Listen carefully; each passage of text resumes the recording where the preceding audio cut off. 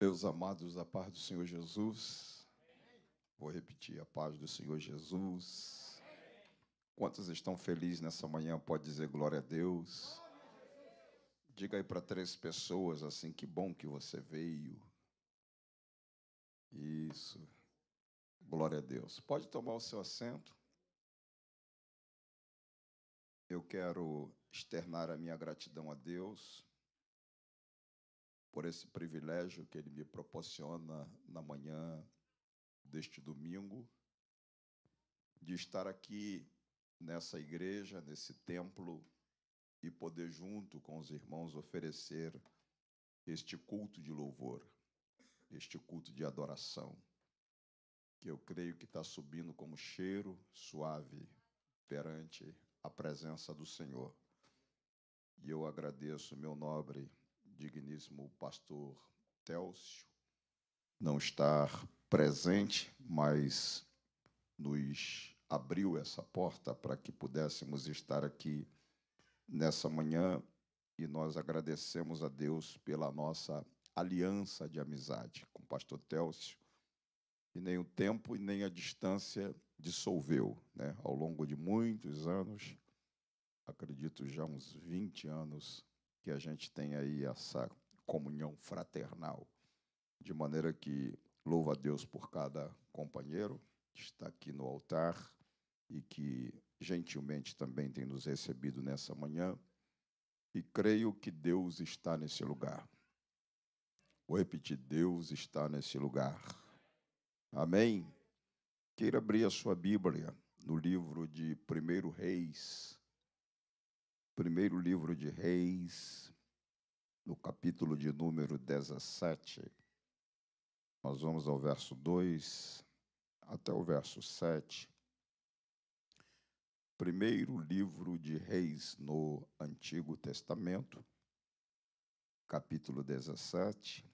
Nós vamos do verso 2 ao verso 7. Quantos acharam? Pode dizer amém. Se não for incômodo, você pode estar em pé para a gente ler essa passagem. O texto diz assim: veio a palavra do Senhor, dizendo: vai-te daqui, vira-te para o oriente. Esconde junto ao ribeiro do Querite, que está diante do Jordão. E há de ser que beberás do ribeiro, e eu tenho ordenado aos corvos que te sustentem. Foi, pois, e fez conforme a palavra do Senhor, porque foi e habitou junto ao ribeiro de Querite, que está diante do Jordão. E os corvos lhe traziam pão e carne pela manhã, como também pão e carne à noite, e bebia do ribeiro. Sucedeu que, passando os dias, o ribeiro secou, porque não havia chuva na terra. Antes de você sentar, diga para alguém assim: o ribeiro secou. Não, fala mais forte isso: o ribeiro secou. E agora? Então é essa a palavra que eu quero compartilhar com vocês nesta manhã.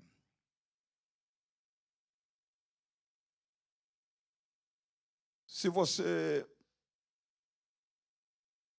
é um servo de Deus ou uma serva de Deus, com certeza você dispõe de um exemplar da Bíblia Sagrada.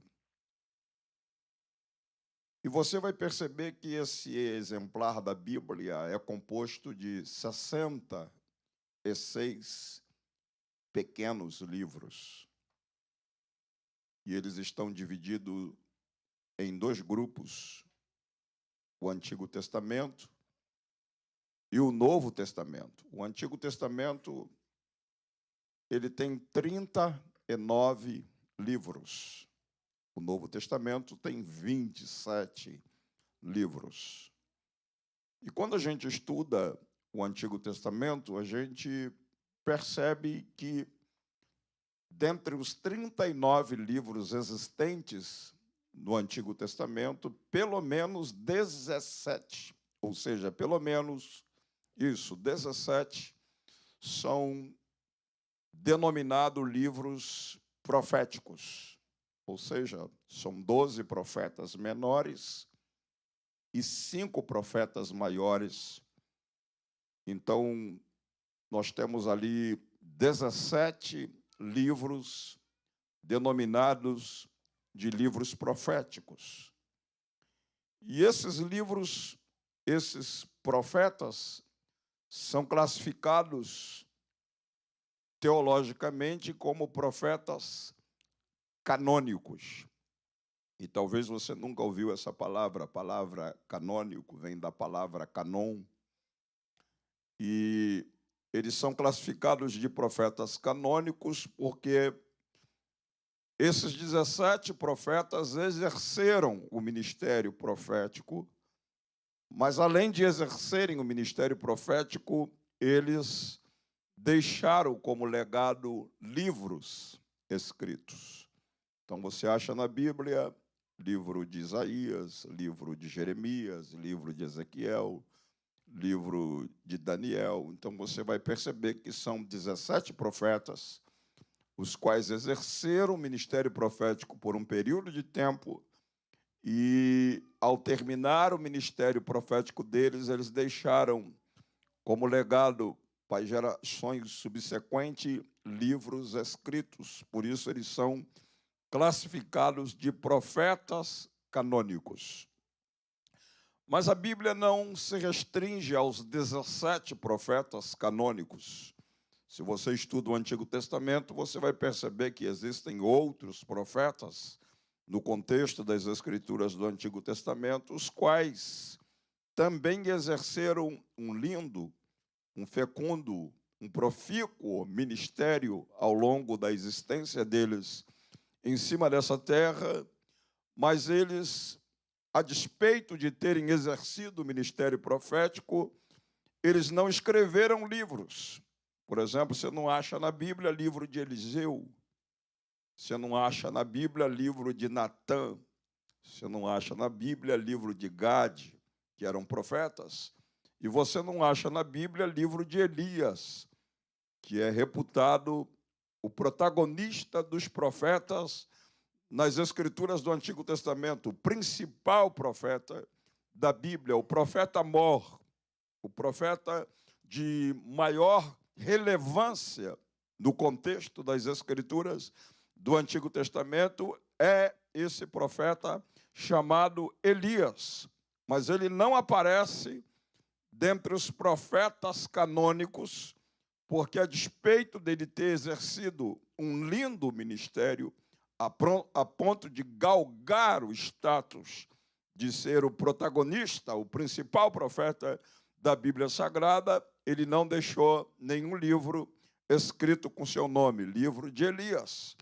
De maneira que você vai perceber que, quando Jesus ficou na plenitude da sua glória no Monte da Transfiguração, Jesus trouxe Moisés representando a lei, e Jesus trouxe Elias representando todos os profetas da Bíblia, tanto os canônicos, 17, quanto todos os demais profetas que existem na Bíblia. O Elias esteve lá no Monte da Transfiguração com Jesus, representando todos os profetas. Então, dentre os profetas, se você pensar em Jeremias, se você pensar em Isaías, se você pensar em Ezequiel, se você pensar em Daniel, se você pensar em Jonas, se você pensar em Malaquias, se você pensar em qualquer um desses profetas, o Elias é o top deles. Elias é o principal, é o protagonista de todos eles. Só que eu queria chamar a sua atenção nesta manhã que o Elias não nasceu no topo. O Elias não nasceu lá em cima, com esse status de protagonista dos profetas, como o principal profeta. Não, pelo contrário, Elias era para ser alguém classificado como ilustre desconhecido na Bíblia Sagrada.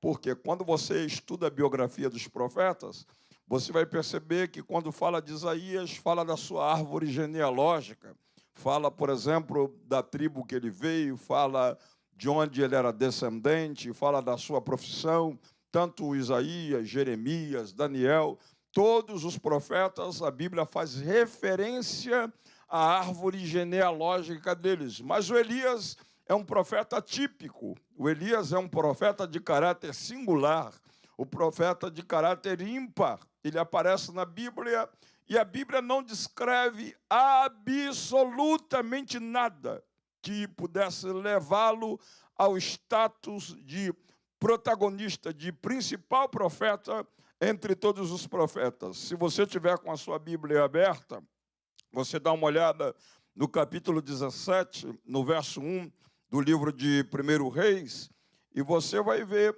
a única descrição que a Bíblia faz de Elias é essa. Capítulo 17, verso 1, diz assim: então Elias, o tisbita dos moradores de Gileade. Nada mais, você não acha nada mais, nenhuma informação sobre de que tribo Elias era, nada sobre a sua descendência, de onde ele era descendente. Não fala nada acerca da sua profissão. E simplesmente a Bíblia fala: Elias, o tisbita dos moradores de Gileade. E é interessante que você vai perceber que a única informação que a gente tem no texto é que ele geograficamente morava nas regiões montanhosas de Gileade, que ficava fora do perímetro urbano de Israel. Ficava fora do perímetro urbano de Israel. Era uma região rural, era uma região montanhosa, acidentada, cheia de montanhas. E o Elias vivia lá, naquela região montanhosa de Gileades, fora propriamente da cidade, fora do perímetro urbano de Israel. É a única informação que a gente tem. E ele era um cara típico, se vestia de pele de camelo e trazia um cinturão de couro, retratando que ele era um camponês, retratando que ele vivia no mato. Ele era um homem do campo, ele não era um homem de cidade, não tinha relacionamento com a vida no contexto social da cidade, de maneira que a única referência que a gente tem, ele tinha tudo para não ser ninguém, ele tinha tudo para não galgar o status que galgou, porque o texto só diz: Elias, o tisbita dos moradores de Gileade. E veja que o texto nem o chama de profeta.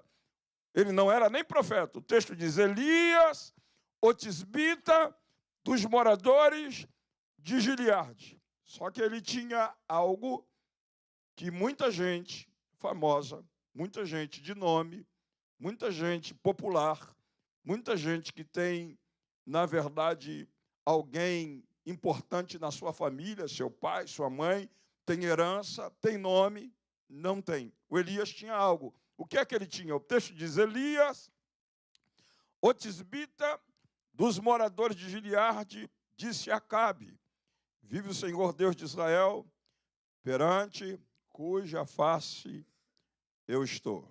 Aqui está o ponto. O Elias era um ilustre desconhecido na capital, que era Samaria.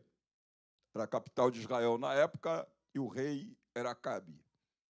Ninguém na capital, ninguém na cidade conhecia Elias.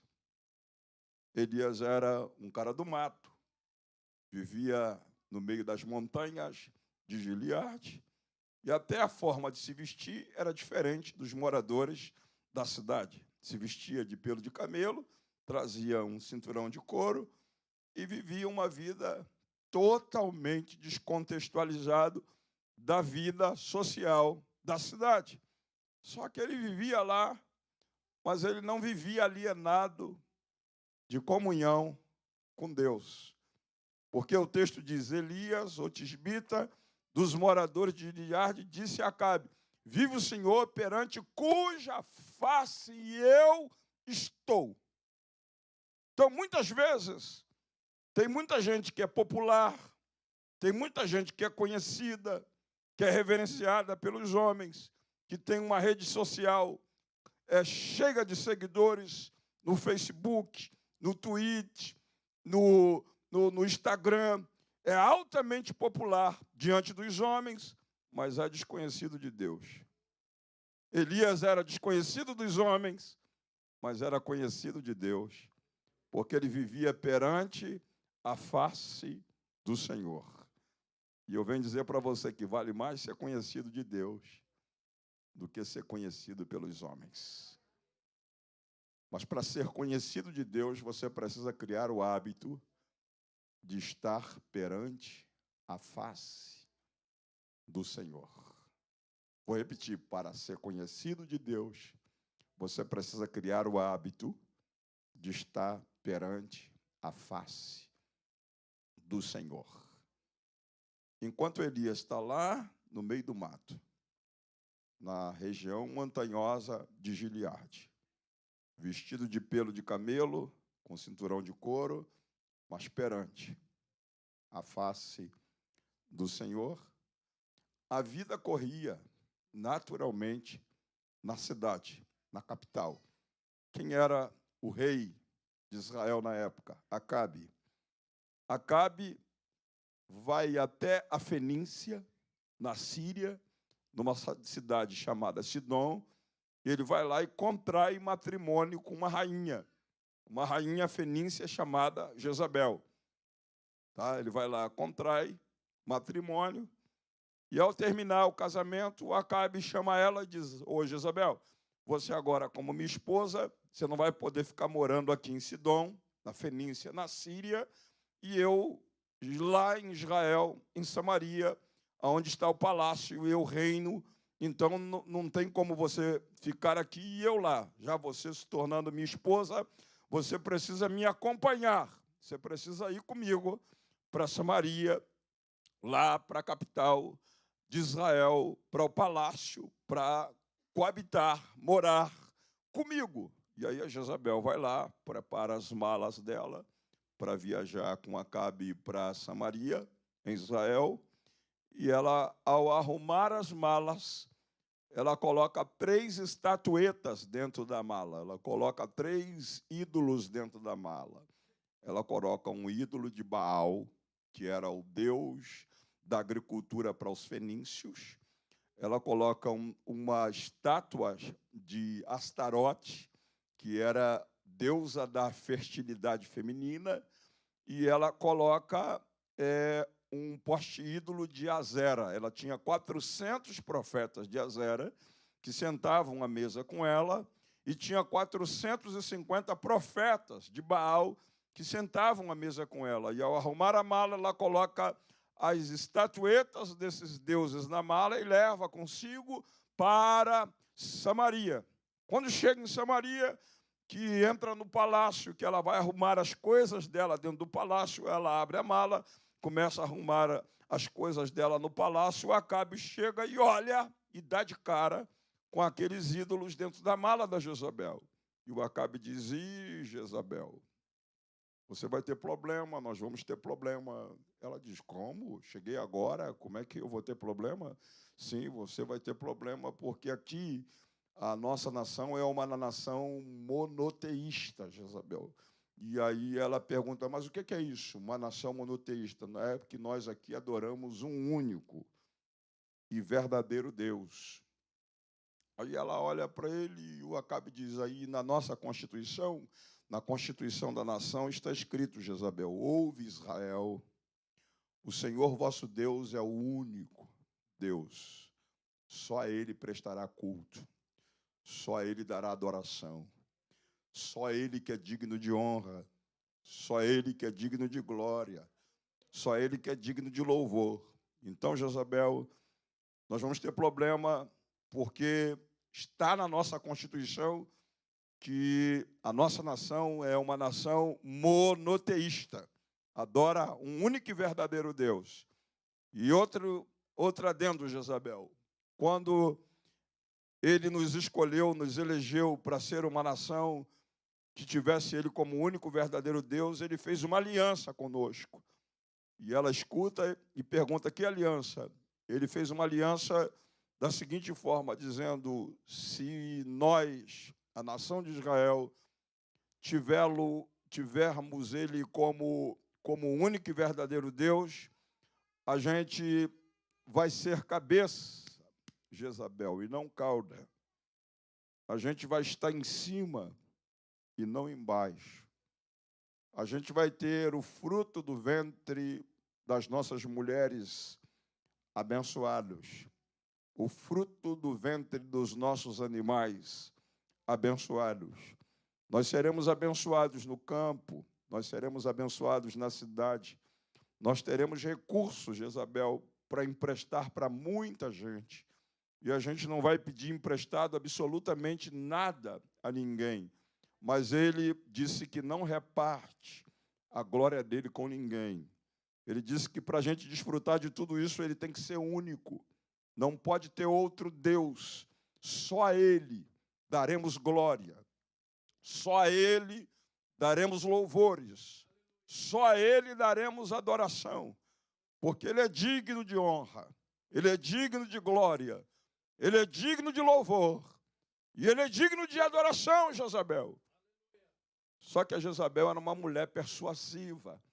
A Jezabel era uma mulher daquelas mulheres que governava a casa. O Acabe era aquele cara lerdo, lento. E eu estava pregando essa mensagem um dia numa igreja, quando eu falei que ele era lerdo, lento, uma irmã gritou: banana. Né? Então, era mais ou menos isso. O Acabe era aquele cara banana, como disse a irmã. Né? E quem dava os palpites na casa era Jezabel. E aí a Jezabel olha para ele, dá uma risadinha entre os dentes, com um ar de ironia, e diz assim: ô, Acabe, você imagina que com um Deus vocês são cabeça e não cauda. Com um Deus vocês estão em cima e não embaixo. Com um Deus vocês são abençoados no campo, na cidade, o fruto do vento dos vossos animais, o fruto do vento das vossas mulheres. Vocês têm recursos para emprestar para muita gente, sem pedir emprestado nada a ninguém. Imagina, Acabe, se a gente colocar 4. Eu trouxe 3, você tem 1, a gente ter 4. Aí vocês serão a nação mais poderosa da terra. O Acabe, lerdo, mole, banana, como disse a irmã, aceitou a ideia da Jezabel. Ao aceitar a ideia da Jezabel, o que aconteceu? A Jezabel terminou, ganhou o coração dele, ela deu uma ordem, um decreto nacional, dizendo: agora eu quero que vocês saiam e quebrem todos os altares de Deus em Israel. Também para não ouvir exortação nenhuma no meu ouvido acerca dele como o único e verdadeiro Deus, mate todos os profetas. Em terceiro lugar, eu matando os profetas, quebrando os altares, com certeza Israel vai quebrar aliança com esse Deus, e o Deus que vai predominar aqui em Israel será Baal. Esse era o propósito da Jezabel. Aonde que o Elias estava? Hello, você está me acompanhando? Aonde o Elias estava? Ninguém me ajuda. Aonde o Elias estava? Estava nas regiões montanhosas de Gileade, no meio do mato, como um cidadão do campo, numa linguagem mais assim acessível a você, um roceiro, rude, se vestindo de pelo de camelo, cinturão de couro, e nem carta. Não tinha correio que chegava na região montanhosa de Gileade. Ele não sabia de nada que estava acontecendo na cidade. Só que chegou um viajante. Chegou um viajante e disse: ô, senhor Elias, como é que o senhor está? Ele: tudo bem, graças a Deus. E o viajante disse: o senhor não sabe das últimas? Ele disse: que última? Eu estou aqui não chega correio, não chega jornal. Aqui, numa linguagem mais assim acessível para você, não tem internet, não tem rede social, não tem Twitch, não tem Facebook, que não sei de nada.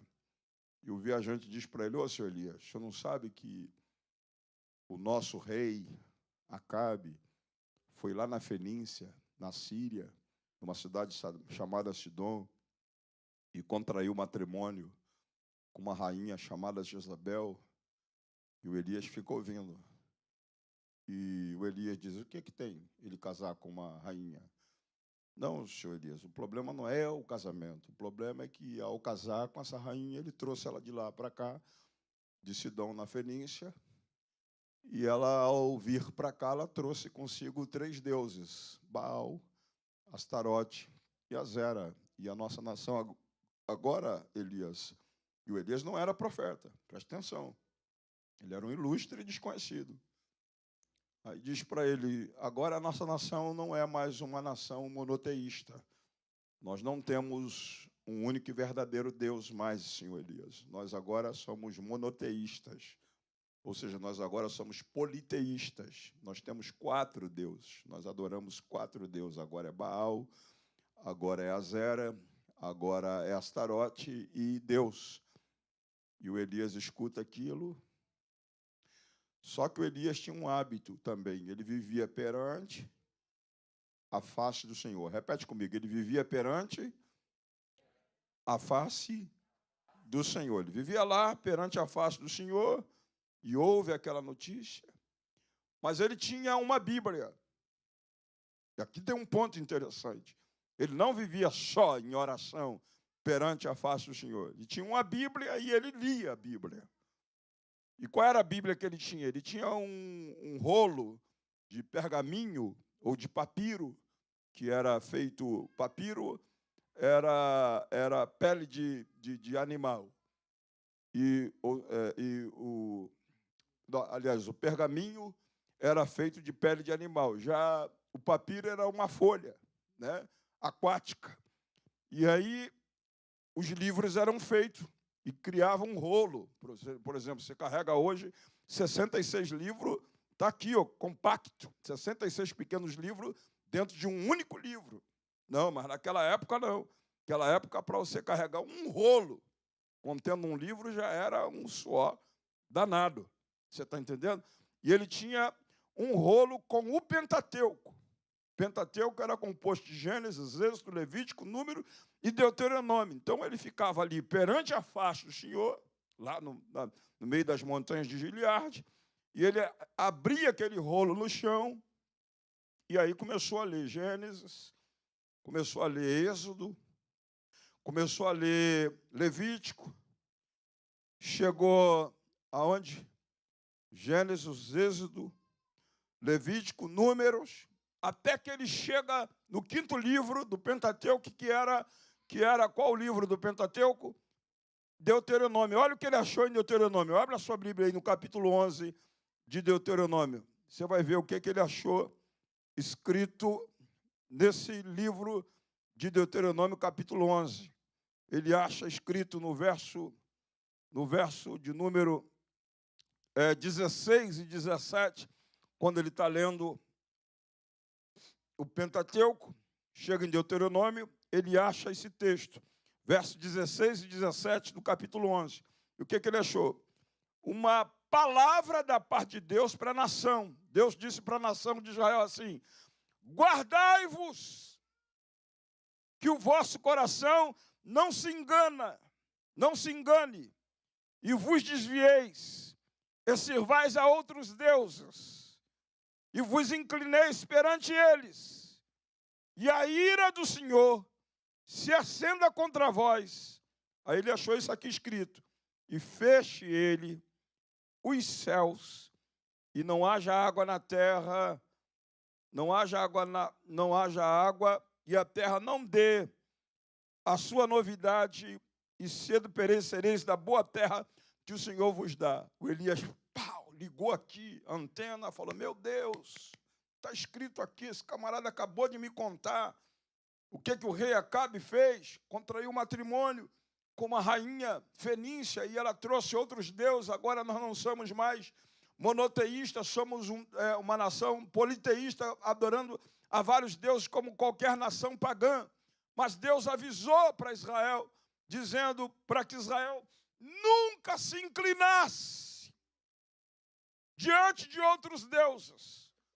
Porque o dia que Israel se inclinasse diante de outros deuses, Deus fecharia os céus com 7 chaves e não haveria água sobre a terra. O Elias falou, epa, Deus está vivo. Hello, vou repetir, Deus está vivo. Aí ele ajeita o cinturão dele de couro, dá uma ajeitada na roupa dele de pelo de camelo, e o viajante pergunta, e aí, senhor Elias, o que eu vou fazer? Não, eu vou descer agora, vou lá no palácio do rei Acabe. Senhor Elias, o senhor um camponês, um homem do campo, um homem roceiro, rude.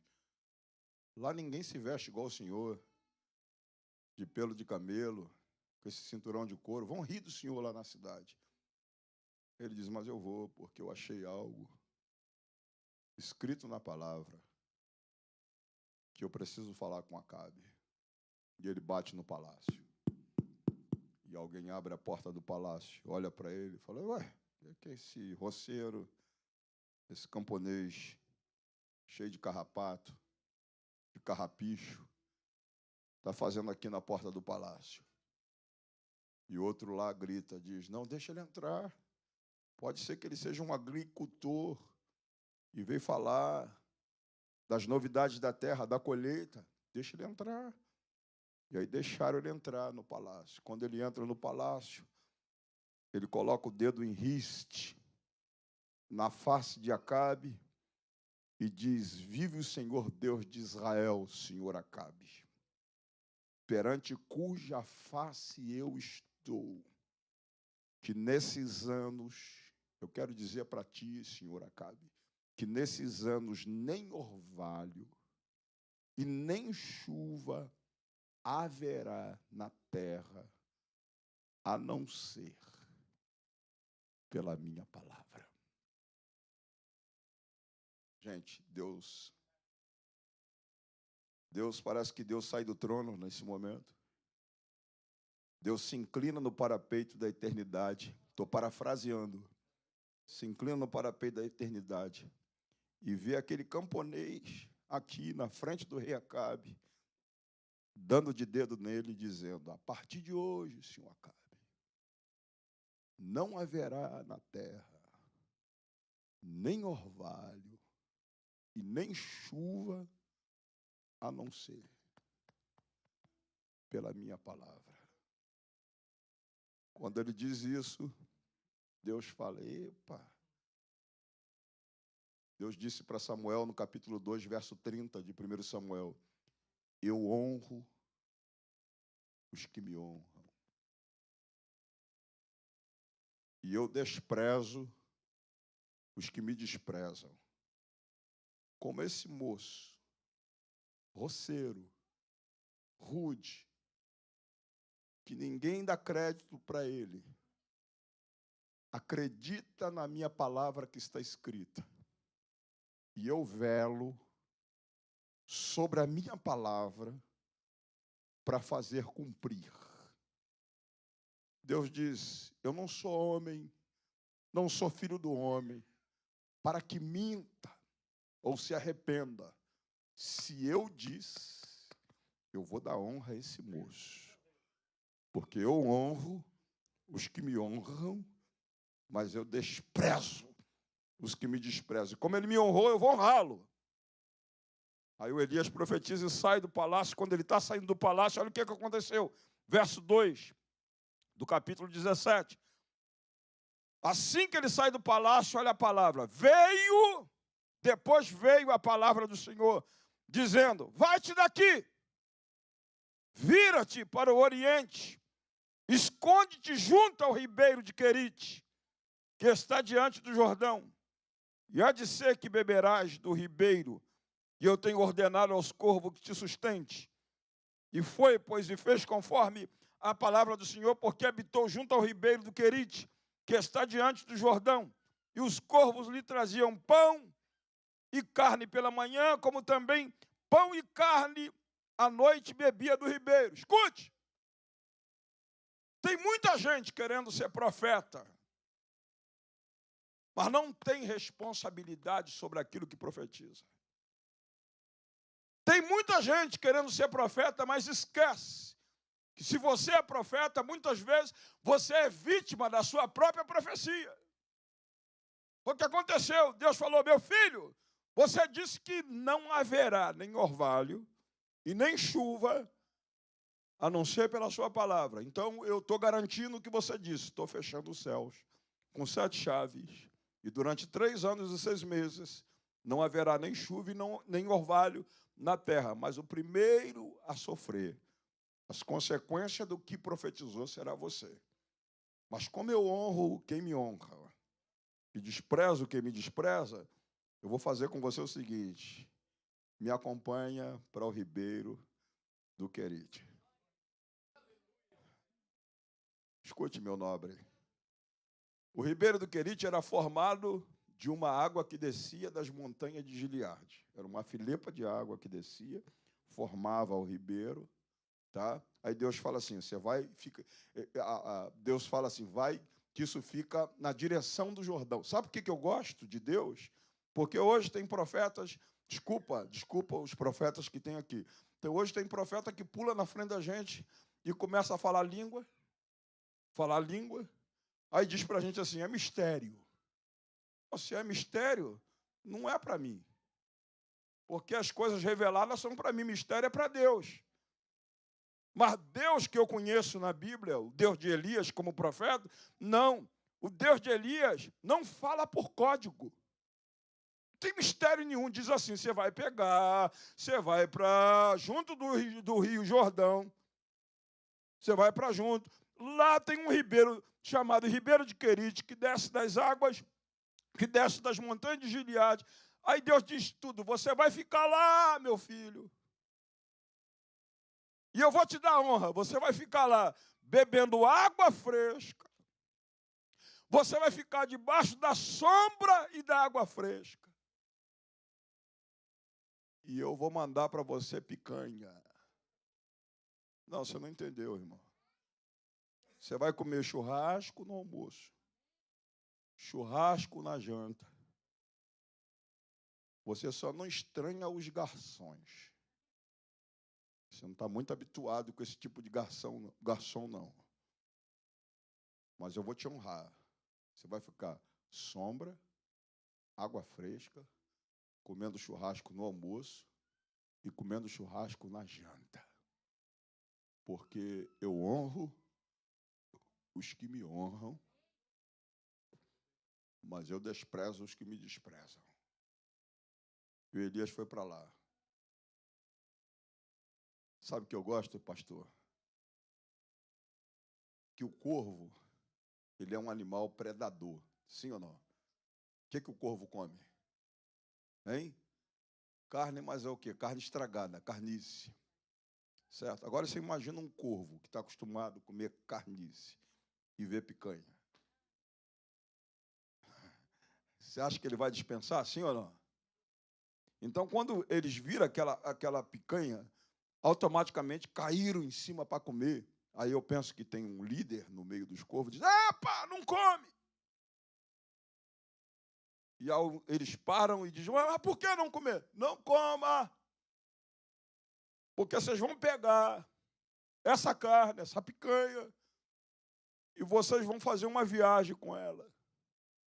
E vão levar lá no Ribeiro de Querite. E vão servir o profeta. Agora, sabe o que é lindo? É que corvo é animal, irracional. Corvo é movido por instinto. Corvo não tem 3 atributos que você tem. Você é inteligente, você tem sentimento, você tem vontade. Retratando que você é uma pessoa. Mas o animal não. O animal é movido por instinto. Ele não tem isso. Só que parece que o corvo, mesmo não tendo os atributos que a gente tem, parece que o corvo entendeu que está escrito que quem der um copo de água a um profeta, recebe galardão de profeta. Aí eles abdicam de comer a carne para servir o profeta. Quando chega no Novo Testamento, Jesus diz assim, olhai para os corvos. que não semeiam e nem cegam, mas eu cuido da alimentação deles. Porque os corvos plantaram na vida do profeta e agora ele escolhe para o resto da vida deles, vivendo sem precisar trabalhar. Olha, se Deus honra um corvo, imagina você que é coroa da criação dele. Levanta sua mão se você crê nesse Deus e solta um brado de glória.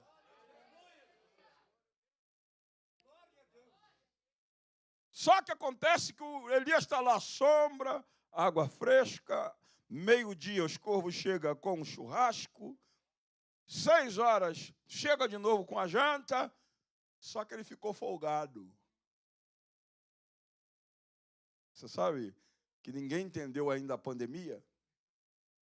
Porque muitos de nós estavam folgados, nariz empinado, comendo só churrasquinho, debaixo da sombra e da água fresca. É o caso do Elias. Aí Deus foi lá e falou assim, esse cara está muito folgado. Vou secar o ribeiro. Secou a fonte. O texto diz, o ribeiro secou porque não havia chuva na terra. E não é que o ribeiro de muita gente nessa pandemia secou? Não é que Deus tirou muita gente da zona de conforto, gente que não jejuava mais, gente que não lia a Bíblia mais, gente que não orava mais.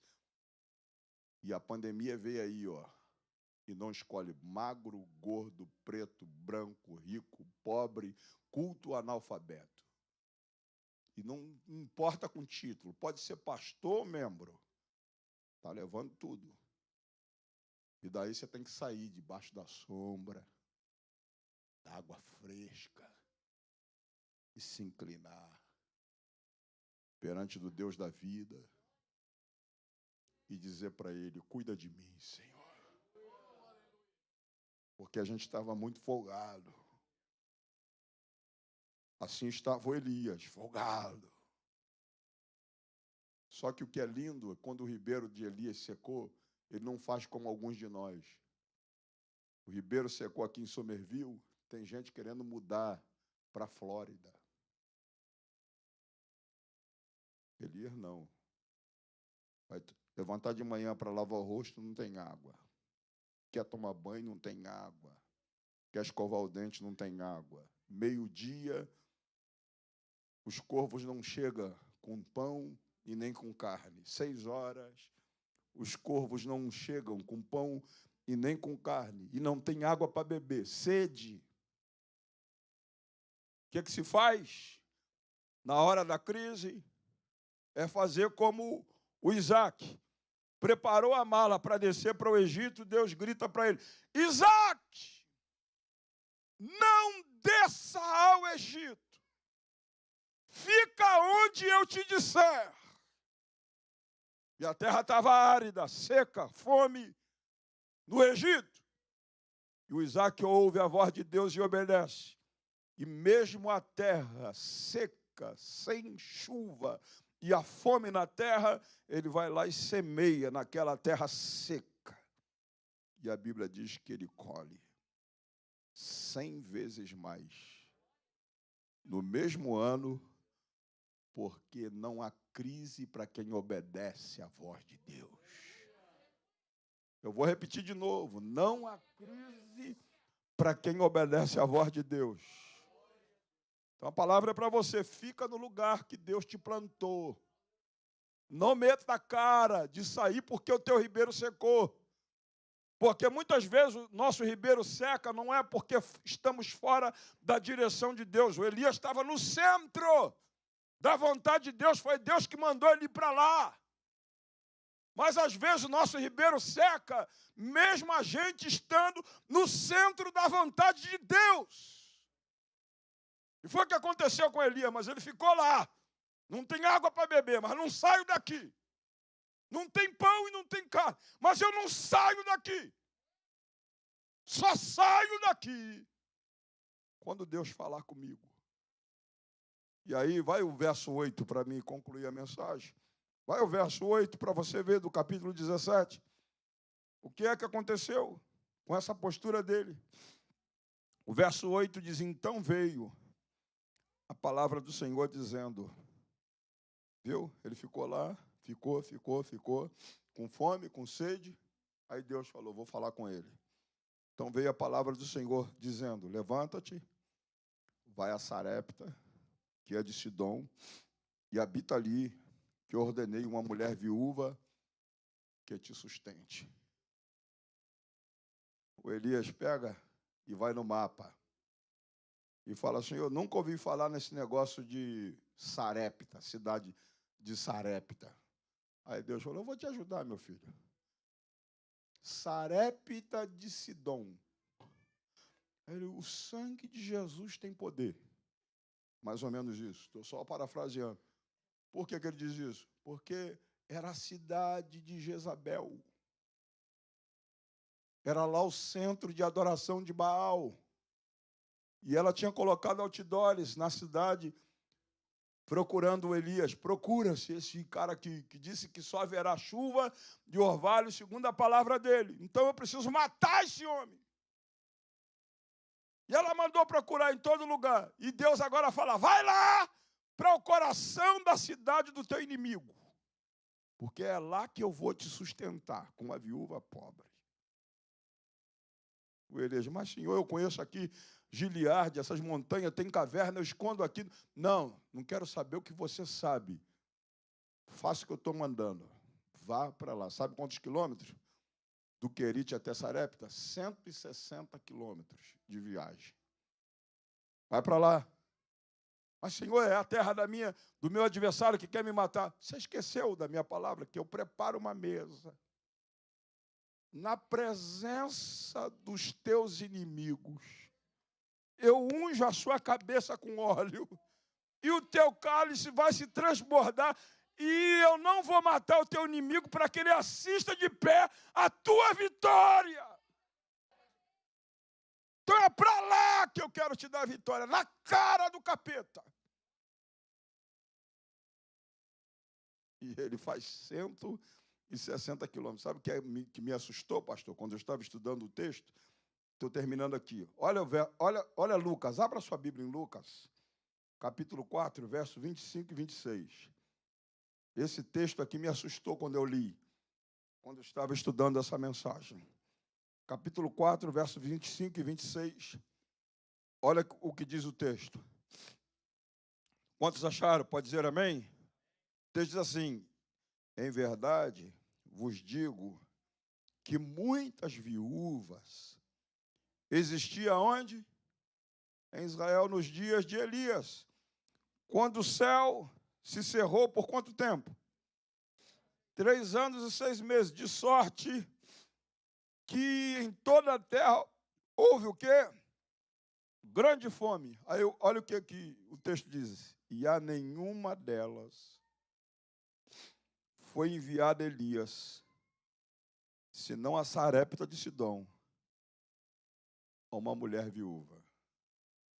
Eu fiquei espantado, porque do Querite a Sarepta, quantos quilômetros eu disse? 160 quilômetros.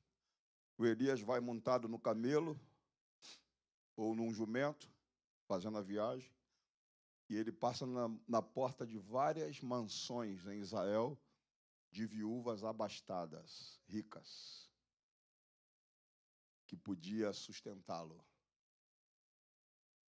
Aí o texto diz que Deus não permitiu ele entrar na casa de nenhuma delas, mas enviou ele a Sarepta de Sidom, a uma mulher viúva. Sabe o que Deus me ensinou? Que Deus não erra o endereço de pessoas generosas. Não, você não escutou o que eu disse. Deus não erra o endereço de pessoas generosas. E com um adendo, ele também não perde tempo batendo na porta de gente avarenta. Vou repetir isso. Se Deus sabe que você tem recurso financeiro que pode custear, atender alguma necessidade da obra de Deus, Ele sabe que você tem um coração avarento. Você é pão duro. Aqui, ó, está fechado. Não sai nada, mas também não entra. Agora, aqui, ó, sai, dai, ser-vos-á dado. Boa medida, recalcada, sacudida, transbordante, 100 vezes nessa vida, ainda há o direito de vida eterna. Então, sai, mas também entra. E se Deus sabe que você é uma pessoa pão dura, avarenta, Ele não perde tempo batendo na sua porta para você atender nenhuma necessidade da obra de Deus. Porque Ele não erra o endereço das pessoas que Ele sabe que são generosas. E as pessoas generosas não são as que têm. Muitas vezes elas não têm. Mas até o que elas não têm, elas são capazes de dar para atender a necessidade da obra de Deus. E aí Deus fez o Elias fazer 160 quilômetros, passar por toda a geografia de Israel, passar na porta da casa de todas essas viúvas e mandou ele lá para Sarepta. Quando chega lá, ele acha uma mulher catando gravetos. E ele chama a mulher e diz assim: senhora, a senhora pode pegar uma botija de água para mim? Ela, pois não, moço. E vai entrando para pegar a botija de água. Aí ele diz: senhora, mas não só a água, a senhora traz um bolo para mim comer. Ela diz: eu acho que esse cara é um extraterrestre. Porque ele não sabe o que está acontecendo na terra. Fome, sede. E ele está me pedindo bolo. Aí ela vira para ele: senhor, eu estava catando aqui esses 4 gravetos. E lá em casa eu tenho um pouquinho de farinha na minha panela. Eu tenho um pouquinho de azeite na minha botija. Eu estava catando isso aqui porque eu vou preparar um bolo para eu comer, para o meu filho comer. E amanhã a gente já amanhece morto, porque a gente não tem mais o que comer. Se tivesse direitos humanos nos dias de Elias, mandavam prender ele. Porque ele disse: eu não quero saber da sua história, senhora. Eu não quero saber se a senhora vai comer, se vai comer o seu filho. Eu quero saber que a senhora entra lá, pega essa botija de azeite, que esse pouquinho de azeite, pega esse pouquinho de farinha que a senhora tem, faz um bolo para mim comer. Se tivesse direitos humanos, fala: esse é um cara desumano. Você está entendendo? Abusado, né? Mas acontece que a mulher entra lá, pega o azeite, pega a farinha, ela olha para o azeite e para a farinha e fala assim: se eu comer esse azeite, se eu comer essa farinha, vai morrer eu e o meu filho amanhã. Mas se eu imitar os corvos, em vez de eu comer, eu entender que isso aqui não se come, porque isso aqui é semente. E semente não se come, semente planta. Então, em vez de eu comer essa farinha, em vez de eu comer esse azeite, eu vou plantar na vida do profeta. Porque quem der um copo de água a um profeta, recebe galardão de profeta. Então, tem algum galardão da parte de Deus aí vindo para mim, por intermédio dessa ação. Ela vai lá e prepara o bolo. E ela fica sentada, o profeta comendo bolo na frente dela, comendo bolo na frente do menino. Mas ela olha para a farinha da panela e a farinha não acaba. O azeite da botija não acaba. E comeu ela, o profeta, o menino, 3 anos e 6 meses, e a farinha da panela não acabou e o azeite da botija não estancou. E esse Deus está aqui nessa manhã. Há uma glória pairada dentro dessa casa nessa manhã. Arachuminácias. E eu termino dizendo, quando ele termina ali a tarefa dele, Deus fala: agora você vai para Samaria, Elias. Pois não, senhor, o que eu faço? Procura Acabe. Mas o que eu faço? Procura Acabe e diz para ele o seguinte, diz para ele que você está ouvindo. Hello? Olha o que diz para o profeta. Diz para ele que você está ouvindo o ruído de uma abundante chuva. Aqui eu abro um outro parêntese. Escute, gente. Como é que estava a terra? Quantos anos não chovia? Hello? Vou repetir. Quantos anos não chovia? 3 anos e 6 meses. Terra árida, seca, toda rachada, porque 3 anos e 6 meses sem chover. Animais mortos na beira da estrada. O profeta podia profetizar baseado no que ele viu. Como está acontecendo agora, na pandemia. Você abre aí as redes sociais, está cheio de profeta profetizando catástrofe. Baseado na mortandade que está assolando a terra. Mas profeta que é profeta, não profetiza baseado no que vê. Profeta que é profeta, profetiza baseado no que ouve. E o Elias disse para Acabe, eu ignoro o que eu estou vendo, seu Acabe, mas eu vou profetizar para você que eu estou ouvindo aqui, ó, o ruído de uma abundante chuva. E eu vim profetizar para essa igreja nessa manhã. Eu vim profetizar para esse ministério nessa manhã. O ribeiro pode ter secado em muitas famílias aqui. Mas eu estou ouvindo nessa manhã. Eu estou ouvindo nessa manhã o ruído de uma abundante chuva. Agora, não basta ouvir. Ele ouviu e o Tiago diz assim, Elias orou e durante 3 anos e 6 meses não choveu. Aí o texto vai dizer assim, orou outra, ele vai lá, profetiza para Acabe, diz que está ouvindo o ruído de uma abundante chuva, e vai lá para o Monte Carmelo e bota a cara no chão. E fica orando. Sol escaldante de 40 graus, azulzinho, fazia 3 anos e 6 meses que não chovia. Aí ele chama o moço dele e fala, meu filho, vai para a banda do mar e dá uma olhada lá. O rapaz vai 6 vezes e volta, diz, meu chefe, lamento, o senhor vai passar vergonha com Acabe.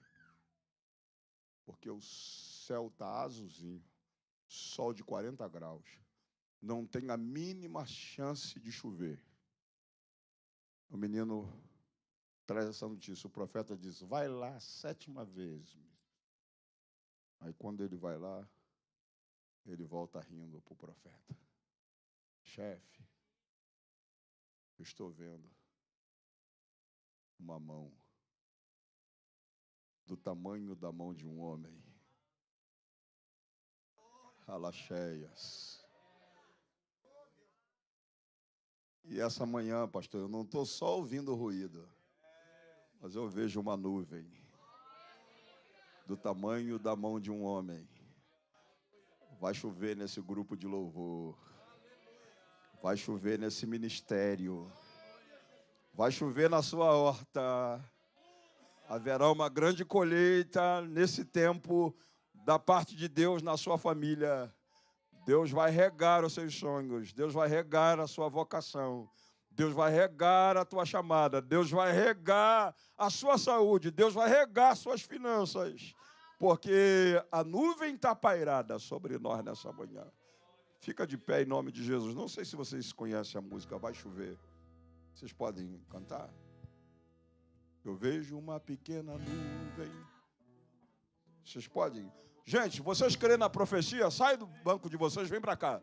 Eu quero orar por cada família para chover no seu lar, para chover na sua horta, para chover na sua família, saúde, para chover nas suas finanças, recursos. Eu quero orar nessa manhã. Venha, sai do seu lugar. Não fica aí não, eu não vou orar por você se você ficar fazendo corpo mole, desculpa, mas é um ato de fé. Sai do seu lugar, venha para cá, para junto de nós, porque nós vamos clamar. A Bíblia diz, se pedirmos, Jesus dará essa chuva. Você crê nisso?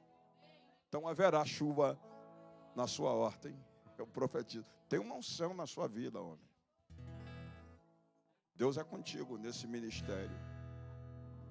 E Ele vai abrir porta para você aonde não tem porta. Ele vai ampliar a estaca da sua tenda. Ele vai ampliar os seus territórios. Ele vai realizar o desejo do seu coração. Pega a mar de Deus nessa manhã. Olha aí uma nuvem do tamanho da mão de um homem sobre a sua cabeça. E vai chover. Pega em nome de Jesus, porque está chovendo já. Regando todos os teus projetos. Regando a sua saúde. E levando cativo o seu cativeiro. Removendo o opróbrio da tua alma. Deus está quebrando o arco, cortando a lança. Queimando o carro no fogo. E soltando áreas da sua vida que estava presa nas amarras espirituais do inferno. Gente, levanta a mão e adora, porque a glória vai descer agora. Cante aí. Levanta a tua mão e adora para essa chuva cair. Do tamanho da mão de Ele quer um chamar homem. Mas esse é da glória. que a tua chuva vai descer. Eu vejo uma pequena nuvem do tamanho da mão de um homem. Que dê suas mãos levantadas. Esse é o sinal que a tua chuva vai descer. Vai chover, vai chover.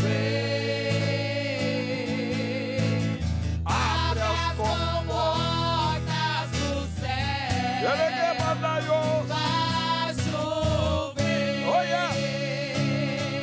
Vai chover. Aleluia. Abre as comportas do céu. Segura, segura. Coloca a tua mão no ouvido. Coloca a tua mão no ouvido. Diga comigo assim: eu estou ouvindo. Mas fala como profeta, grita alto: eu estou ouvindo. Grita mais alto: eu estou ouvindo. Pela fé, o ruído de uma abundante chuva. Grita de novo: eu estou ouvindo. Pela fé, o ruído de uma abundante chuva. Pela terceira vez, diga: estou ouvindo. Pela fé, o ruído de uma abundante chuva. Se você crer, coloca as duas mãos na cabeça agora e diga: vai chover. Diga: eu estou vendo. Grita bem alto: estou vendo uma nuvem do tamanho da mão de um homem. Vai chover. Vai recebendo. Vai chover. Vai recebendo. Abre as portas do céu. Vai chover. Vai chover. Vai recebendo, vai recebendo. Abre as comportas do céu. Se pedimos, se pedimos. Se pedimos, Jesus virá como chuva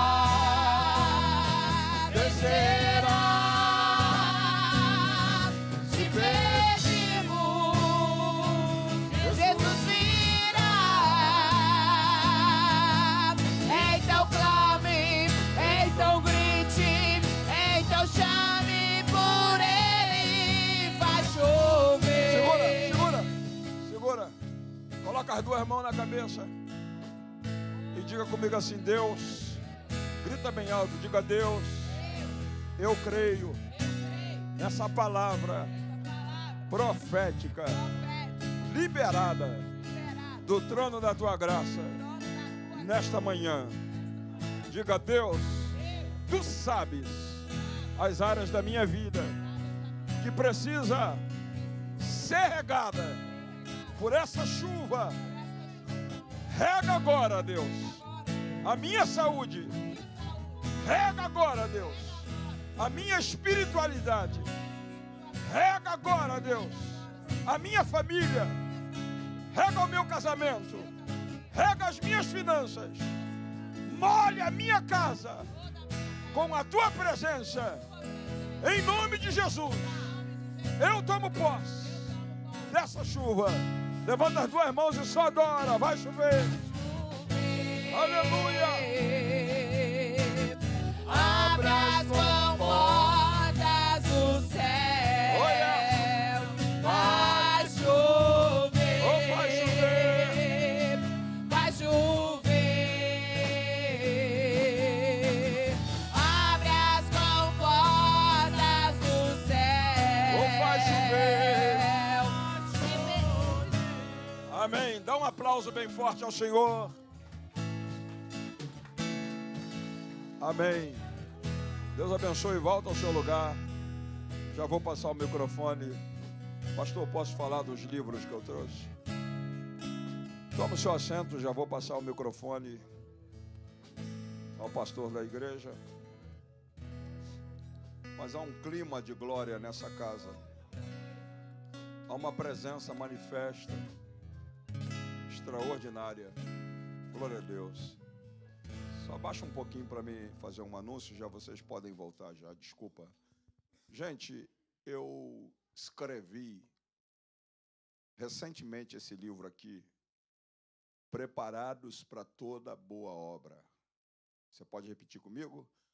Preparados para toda boa obra. Esse é um livro especificamente destinado aos obreiros, de modo geral. Quando eu falo de obreiro, não estou me referindo só a pastor, evangelista, presbítero, diácono, auxiliar de trabalho. Estou falando todo aquele que faz a obra de Deus. Tá? E aqui tem 2 capítulos que eu reputo dos mais importantes que eu escrevi. Eu estou falando sobre o jejum. Tem muita gente que jejua, mas não sabe jejuar. Então, eu escrevi aqui pelo menos 2, quase 3 capítulos sobre o jejum. E dei um roteiro aqui de um jejum de 21 dias, com 21 salmos que você pode orar no período desse jejum. Então, eu queria muito que você adquirisse um livro desse preparado. Aí você vai estar preparado para qualquer obra que Deus designar que você venha fazer. E esse aqui, escrevi também, Descubra seu potencial na obra de Deus. Se lembra de Moisés? Moisés reclamou com Deus. Deus, olha, eu não aguento carregar esse povo sozinho. Deus falou, tá bom, Moisés, eu vou resolver essa situação. E o Moisés ficou pensando que Deus ia fazer algo sobrenatural, né? Aí Deus falou assim, eu vou te dar 70 homens para te ajudar, mas o potencial que está em você, eu vou tirar para colocar neles. Porque você tem um potencial que nem você sabe que tem. Então, aí Deus tirou a unção de Moisés e colocou em 70 para auxiliá-los. Então, muitos de nós têm potencial que a gente nem sabe que tem. Então, eu queria muito que você lesse esse livro aqui. E, finalmente, Deus falou comigo assim, Samuel, proteja o meu povo, porque eles estão sendo intoxicados pelas redes sociais, com baboseira que vem no ouvido deles diariamente. Aí eu falei, como, Senhor? Ele falou, grava suas mensagens novamente. Eu tinha parado de gravar. E hoje, a maioria dos carros novos não tem mais aparelho de CD, né? Hoje é pendrive. Mas, mesmo assim, para os que têm carrinho velho igual o meu, eu gravei as minhas mensagens. Essa daqui, Como Vencer a Insegurança e o Medo, Salmos 91. Você vai entender plenamente Salmos 91. Essa aqui é a senha para uma vida de sucesso em 2021. Tem 3 dígitos essa senha. Você só vai descobrir depois que você ouvir essa mensagem. E essa daqui é a mensagem que eu preguei hoje. O ribeiro secou, Elias. E agora? Se você achou que Deus te abençoou com essa mensagem, você pode abençoar, presentear alguém. Então, esses 3 CD aqui, você troca por uma oferta de $20. Tá? Um livro desse aqui, você troca por uma oferta de 30. Se você levar os 2, você troca por uma oferta de 50 os 2. Então, se você levar um livro, os 3 CD, você troca por uma oferta de 50. E aí você pode passar o Zelle, pode passar o Vemo e plantar uma semente na vida do profeta, porque você já viu, né, que se os corvos deram aula para a gente, imagina a viúva dando aula para a gente.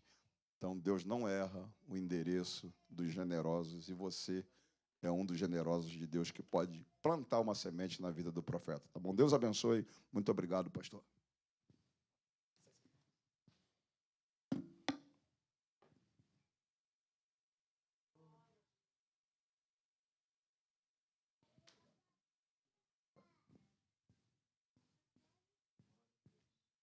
Amém, irmãos?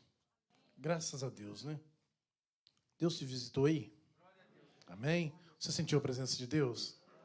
Graças a Deus. Então passe ali, abençoe também os servos do Senhor.